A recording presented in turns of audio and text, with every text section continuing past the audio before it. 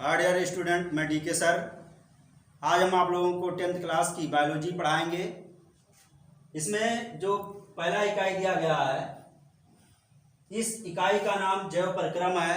जैव परिक्रम में जो पहला टॉपिक था हमारा वो पोषण था। कल आप लोगों को पोषण के बारे में बताया, पोषण क्या है, पोषण के प्रकार के बारे में बताया।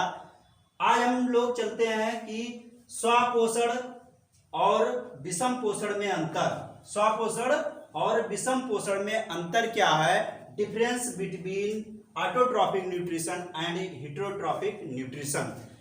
तो हम लोग देखेंगे कि जो स्वपोषण है इसमें क्या अंतर है और जो विषम पोषण या पर पोषण है उसमें क्या अंतर है। तो देखते हैं कि जो स्वपोषण और परपोषण, तो स्वपोषण का जो पहला पॉइंट दिया गया है कि हरे पादपों कुछ जीवाणु एवं प्रोटिस्ट जंतुओं में पाया जाता है। जो हरे पादप होते हैं, मतलब ये जो स्वपोषण है ये कुछ हरे पादपों में पाया जाता है और कुछ जीवाणुओं में भी पाया जाता है और कुछ प्रोटिस्ट जंतु जो होते हैं उनमें भी पाया जाता है। क्या पाया जाता है? ऑटोट्रॉफिक न्यूट्रिशन पाया जाता है। और फिर यहाँ दिया गया हेटेरोट्रॉफिक न्यूट्रिशन का जो पहला पॉइंट दिया गया, ये बताया गया कि यह कवकों और जंतुओं में पाया जाता है। जो कवक होते हैं यानी fungi and animal are found in heterotrophic nutrition. दूसरा पॉइंट दिया गया ऑटोट्रॉफिक न्यूट्रिशन में कि सौर ऊर्जा, सोलर एनर्जी की यहाँ पे बताया गया कि ग्रहण करने हेतु हरित लवक आवश्यक होते हैं। यानी जब प्रकाश संश्लेषण होता है और प्रकाश संश्लेषण की जब क्रिया होती है तो उसमें जो सौर ऊर्जा निकलती है, सौर ऊर्जा पादपों में जो हरित लवक जो पाए जाते हैं जिसको क्लोरोप्लास्ट कहते हैं, तो सौर ऊर्जा को ग्रहण करने के लिए क्लोरोप्लास्ट आवश्यक होते हैं। अगर क्लोरोप्लास्ट नहीं पाए जाएंगे तो पौधा प्रकाश संश्लेषण नहीं कर सकता है, यानी photosynthesis there are not found.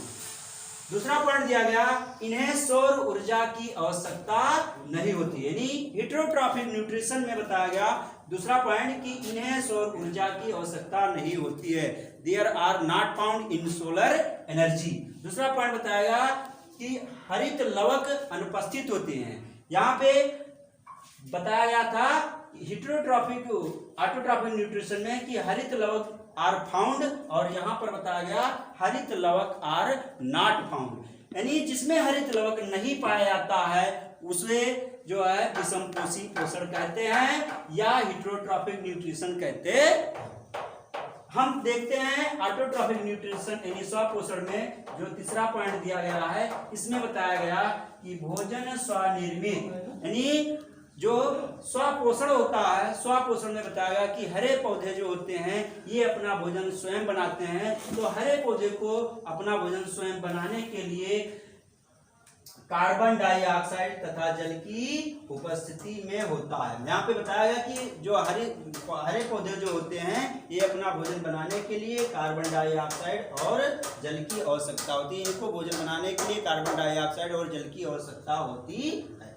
हम देख बोल भैया हेटेरोट्रॉफिक न्यूट्रिशन में हम देखते हैं जो तीसरा पॉइंट दिया गया है कि भोजन प्रत्यक्ष या अप्रत्यक्ष रूप से स्वपोषियों में प्राप्त किया जाता है। यानी जो स्वपोषी होते हैं ये अपना भोजन प्रत्यक्ष या अप्रत्यक्ष रूप से स्वपोषियों में प्राप्त किया जाता है। यानी जो है परपोषी होते हैं ये अपना भोजन दूसरे जंतुओं से प्राप्त करते हैं।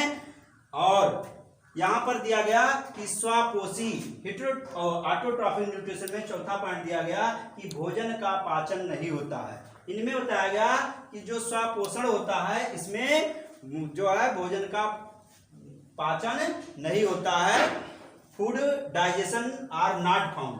फिर यहाँ पर दिया गया हेटेरोट्रॉफिक न्यूट्रिशन में कि भोजन में उपस्थित जटिल कार्बनिक पदार्थों को सरल एवं घुलित रूप में तोड़ने हेतु पाचन क्रिया आवश्यक होती है। यानी यहाँ पर बताया गया हेटेरोट्रॉफिक न्यूट्रिशन में कि भोजन में उपस्थित जो जटिल पदार्थ होते हैं, जटिल कार्बनिक पदार्थों को सरल एवं घुलित रूप में तोड़ने के लिए पाचन क्रिया आवश्यक होती है। अब हम देखते हैं ऑटोट्रॉफिक न्यूट्रिशन का 5वां point. This is last step है, इस पॉइंट का जो है लास्ट स्टेप दिया गया है। यह खाद्य श्रृंखला में उत्पादक के रूप में सबसे नीचे पाए जाते हैं। यह खाद्य श्रृंखला जो दिया गया है, खाद्य श्रृंखला जो बनी होती है हमारी, उस खाद्य श्रृंखला में सबसे नीचे पाए जाते हैं। उदाहरण में दिया गया कि पादप, नील हरित, जीवाणु आदि। अब हम देखते हैं हेटेरोट्रॉफिक न्यूट्रिशन में जो 5वां पॉइंट दिया गया है कि यह खाद्य श्रृंखला में उत्पादकों के ऊपर उपभोक्ताओं के रूप में पाए जाते हैं। यह जो है खाद्य श्रृंखला जो बनी होती है, उस खाद्य श्रृंखला में उत्पादकों के ऊपर उपभोक्ता के रूप में पाए जाते हैं। और उदाहरण में दिया गया कि मानव सहित सभी जंतु, मानव सहित सभी जंतु जो है खाद्य श्रृंखला में उपभोक्ता के रूप में पाए जाते हैं। इसी के साथ difference between autotrophic nutrition and heterotrophic nutrition का टॉपिक हमारा खत्म होता है। अगला टॉपिक हमारा होगा ह्यूमन डाइजेशन। तो इस टॉपिक खत्म होने के बाद अगला जो टॉपिक हमारा है वो पढ़ाया जाएगा मानव पाचन तंत्र। मानव पाचन तंत्र हम कल पढ़ाएंगे नेक्स्ट पीरियड में। और इसको नोट्स बनाने के लिए आप लोग इसका स्क्रीनशॉट ले सकते हैं और हमारे चैनल को सब्सक्राइब करेंगे।